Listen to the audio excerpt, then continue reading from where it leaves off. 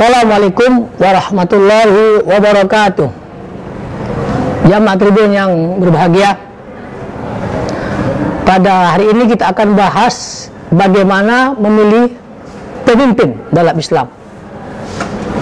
Pemimpin itu mempunyai faktor perubahan yang paling besar. Bahkan ulama mengatakan ar-ra'iyatu ala dini mulukihim. Ibnu Khaldun mengatakan dalam kitabnya, rakyat itu agamanya diwarnai oleh agama pemimpin. Jadi pemimpin itu mewarnai agama rakyat.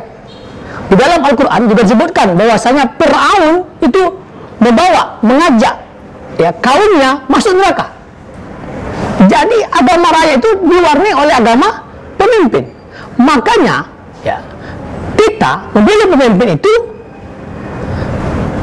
cari yang Islamnya yang terbaik, supaya rakyat ini diwarnai oleh agama dia, agama Islam tersebut. Kita lihat di sekolah-sekolah umpamanya, dalam contoh yang kecil saja. Ada sekolah-sekolah yang kepala sekolahnya orang-orang soleh, orang-orang yang bertakwa. Bagaimana? Mereka wajibkan siswinya sebelum belajar untuk sholat duha. Mereka wajibkan sholat berjamaah, ya, semua kebaikan. Bahkan ada sekolah-sekolah itu yang semua siswi muslimnya wajib pakai jilbab. Ya, tentu yang tidak muslim tidak diwajibkan mereka pakai jilbab. Nah, ada juga ketika kepala sekolahnya tidak baik, siswa-siswinya kadang-kadang diajak ke pantai, ya, sholat zuhur, waktu-waktu sholat tidak dihargai. Nah, ini besarnya pengaruh pemimpin. Nah, oleh karena itu, orang yang tidak senang dengan Islam membuat 3 strategi untuk supaya umat Islam tidak menjadi pemimpin. Yang pertama, mereka sebarkan hadis-hadis yang melarang minta jabatan, sehingga kalau ada ulama yang mencalonkan diri jadi pemimpin atau caleg dan lain sebagainya, wah, jamaah mengatakan itu ulama cinta dunia.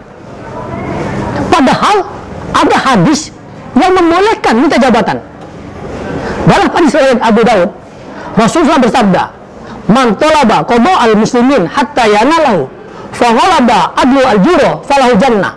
Wa man talaba qada al-muslimin hatta yanalahu, fa ghalaba al-juro al-adla falahu nar." Barang siapa minta jabatan kaum muslimin sampai mendapatkannya dan keadilannya mengalahkan kezalimannya, baginya surga.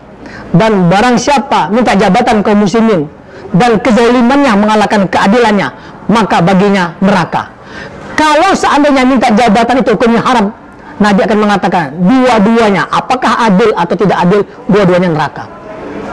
Yang kedua, mereka membesarkan masalah khilafiyah. Umat Islam selalu gontok-gontokan masalah khilafiyah. Kalau ada umat Islam yang mencalonkan diri, ulama yang mencalonkan diri dari pemimpin, wah, yang tidak semazhab dengan dia boikot.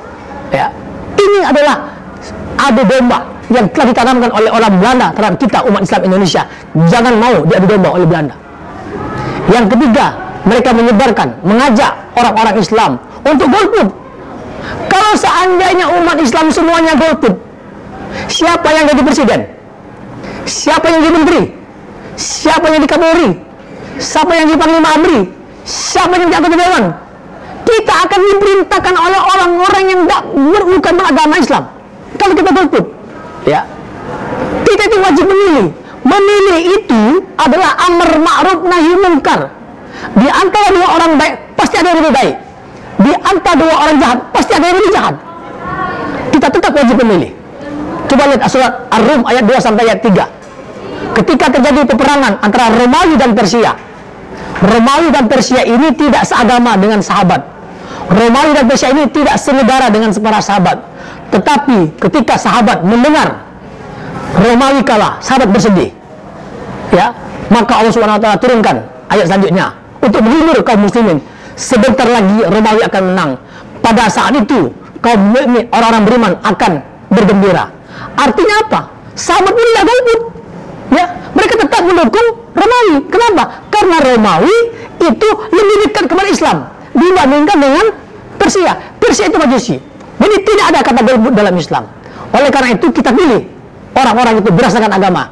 kalaupun ada orang yang memberikan bingkisan kepada kita, ambil saja bingkisan tersebut, ya. Pilihan tetap yang terbaik agamanya, ya. Mau kita buang bingkisan tersebut boleh, mau kita makan juga boleh, ya. Mau kita infakkan juga dibolehkan. Inilah, ya. Mudah-mudahan ke depan kita mendapat pemimpin yang bertakwa kepada Allah Subhanahu wa taala. Sekian, wassalamualaikum warahmatullahi wabarakatuh.